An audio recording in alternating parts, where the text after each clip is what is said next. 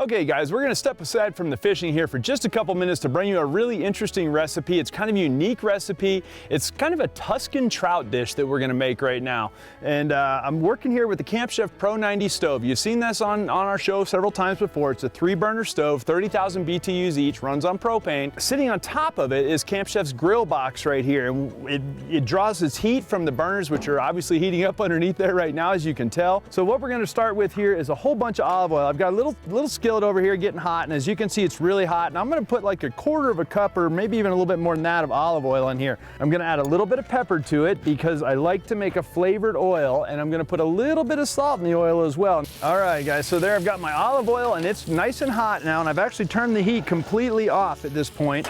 So I've got the olive oil in there. I'm gonna add a little bit of garlic, just maybe a couple cloves of it. And then this is about, I would say a heavy teaspoon of 50-50 mix of sage and rubbed rosemary. And I put a mortar pestle and ground it all up. And I'm gonna add that in here. I'll give it a gentle swirl around and kind of toss it around. And I'm gonna let it sit for about, a minute and a half and slowly cool down. Okay, now that this oil mixture, oil, butter, garlic, and rosemary sage mixture is cooled down, I'm gonna put, maybe 3 tablespoons of white wine vinegar in there. All right, so what you're looking at right here, guys, is a very large piece of a farm-raised trout. This is a whole fillet off probably a 5 or 6 pound farm-raised trout. It's courtesy of Tuscan Trout Farms here in Colorado.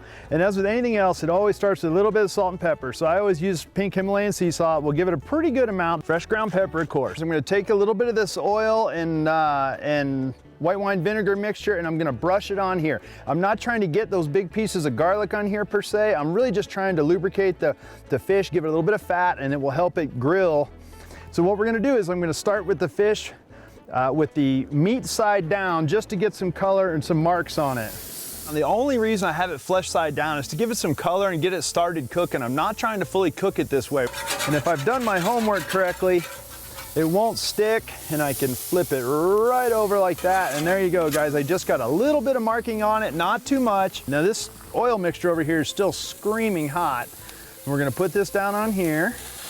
I'll put the lid down on this, and about 3 minutes from now, that will be done. There we go. And we're gonna get him turned this way. And right there's where that's gonna go. We'll give it a little bit of this on top, just to finish it off. But I didn't put all this garlic on that fish. That would completely overpower the fish. All I wanted to do was flavor the oil with the garlic. So the herbs and the garlic are basically staying in the pan, and the oil and the white wine vinegar are going on the fish. All right, so there it is, guys, our Tuscan flavored trout fillet. Big, beautiful trout, courtesy of Tuscan Trout Farms here in Colorado. This dish is now ready to go on to anything you want to use it for, whether you want to flake it over a salad or put it in some pasta or just eat it by itself. You can do anything you want, but it's fully cooked, deliciously flavored trout, and it's really good for you as well.